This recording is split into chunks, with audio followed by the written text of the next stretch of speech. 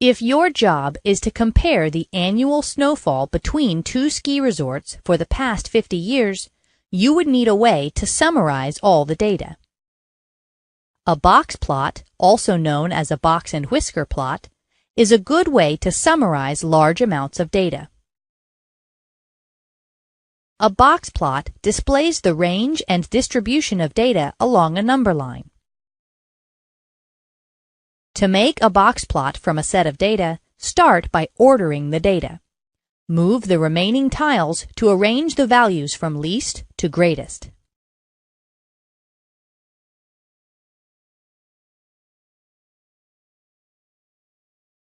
Find the median or middle value that splits the set of data into two equal groups.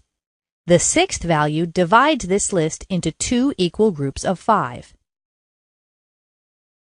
Next, find the median of the lower half of the dataset. Do the same to find the median for the upper half of the dataset. Finally, find the lower and upper extremes of the dataset. These 5 values are everything you need to construct a box plot. To draw a box plot, begin by plotting points for the 5 values above a number line. Now draw vertical lines through the lower quartile, median, and upper quartile. Form a box by connecting the vertical lines from the lower quartile, median, and upper quartile. Finally, draw the whiskers from the extremes to the box. By finding the middle values of the ordered dataset, you have separated the data into 4 equal groups called quartiles. The distance between the points in the box plot tells you about the distribution of the data in the quartiles. A shorter distance, as in Q1, means the quartile data is bunched together. A longer distance, as in Q4, means the quartile data is spread out.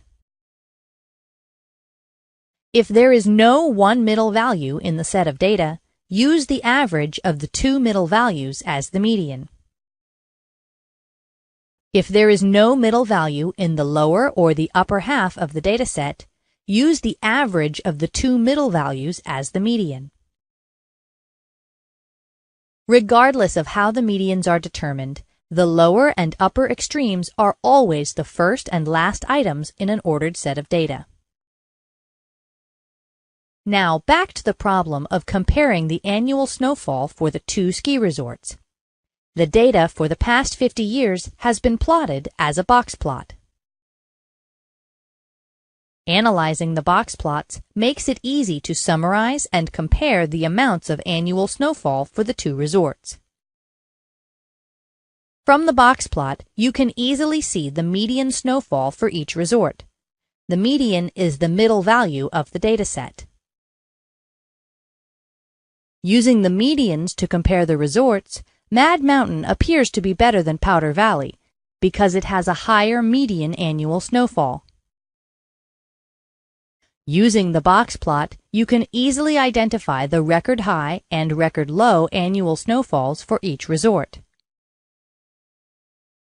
Mad Mountain seems attractive because it has the largest record high snowfall, but it also has the smallest record low.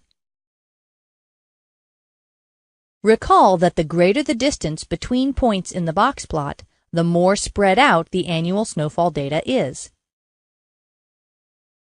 Comparing distributions, Powder Valley seems like a better choice because the amount of snowfall does not vary as much from year to year.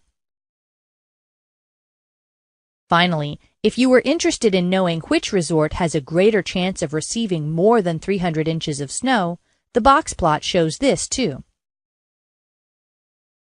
Mad Mountain has a greater chance of receiving more than 300 inches of snow, since every value in its 4th quartile is greater than 300 inches. So just to review, this is a box plot, and just remember, all a box plot, or a box and whisker graph as it's sometimes called, all it does is takes all the data and then it breaks it into 4 quarters called quartiles. So here we have some test scores from a particular class. And when you first look at it, it looks like most of the kids got between an 80 and an 89. And that's not true at all. Remember that a box plot, it's taking all the data. Each one of these would represent 25%. From here to here is 25%, and from here to here is 25%. So it breaks all the data into 4 quarters. So just as many students got between a 77 and an 80 as did an 80 and 89. Okay, let's see if we can answer some questions. What was the highest grade on the test? Well, the maximum value was a 100. Now remember that doesn't mean that just one student got a 100. That could mean 5, 6, 7, 8 students got 100s. What was the lowest score on the exam? Well, your minimum value would be here, and that's a 77. And again, that could be more than one student. What was the median score? Well, the median score, our median would be located, let me just clean this up a little bit. Our median would be right here, and the median would be an 89. So the middle score on the test was an 89. The middle 50% of the scores were between which two scores? The middle 50%. Well, remember, in a box and whisker, the box represents the middle 50%. So that would be between an 80 and a 94. The top 25% of the scores were between which two scores? The top 25%. Well, this is your top 25%, and it's between a 94 and a 100. The majority of the scores were above 85%. True or false? The majority of the scores were above 85%. Well, let's find 85%. Would you say the majority of the scores were above 85%? Well, 25% of the class scored here, 25% here, that's 50%. So it's over 50%. So yeah, you could say the majority of the scores were above an 85%. That's true. All right, let's look at another box plot. Here we have a box plot of some students' heights. So what is the median height of the students that were measured? What was the middle height? Well, that would be right here, and that would be 66 inches. What is the first quartile? The first quartile would be right here, and that would be 61 inches. Now remember, the first quartile, you have the first quartile here, the median here, and the third quartile here. And this gets its name, first quartile, because this is the first quarter of data. And this is the second quarter. This would be the third quarter of data. So how tall was the tallest child?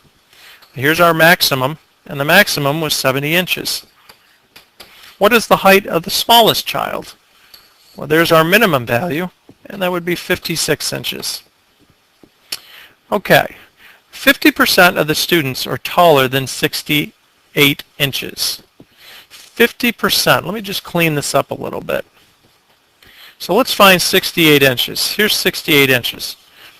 50% of the class is taller than 68. Would you say that's true? Well, you've got 25% here. This is 25%. So 50% can't be taller than 68 inches. That's false. And again, you could pause these if you want to see if you're getting these right. At least 75% of the students are taller than 60 inches. All right. So remember, this is 25, this is 25%, this is 25%, this is 25%. So at least 75% of the students are taller than 60 inches. Well, they're taller than 60 inches, they're taller than 60 inches, they're taller than 60 inches. Yeah, at least 75% are taller than 60 inches, that's true. 25% of the students are between 66 and 69 inches. 66 and 69 inches. That is true. 25% are between 66 and 69. 50% of the students are between 61 and 66 inches. 61 and 66 inches. 61 and 66 inches, 50%. Well, that's false. It's only 25% of the students are that height. Okay, let's just do one more box plot. And again, you can pause these. You could actually pause this right now and try and answer these questions and then see if you get them right. So here we have number of eggs laid by different hens. Let's look at our first, and again, remember, when you first look at it, it looks like, wow, a lot of hens laid between 18 and 24 eggs, and only a few laid 15 to 18 eggs. Well, that's not true at all. Remember, these all represent 1/4 of the data, or 25%. Okay, so the first question, 50% of the hens laid 18 eggs or more. 50% laid 18 eggs or more. Well, here's 18 eggs. Nope, only 25% laid 18 eggs or more. So that's false. 50% of the hens laid between 15 and 24. 50% laid between 15 and 24. That's true. 25% of the hens laid between 6 and 15 eggs. 25% laid between 6 and 15. Now that would be 50%, so that's false. And the last question, 25% of the hens laid between 15 and 18 eggs. Well, that's true.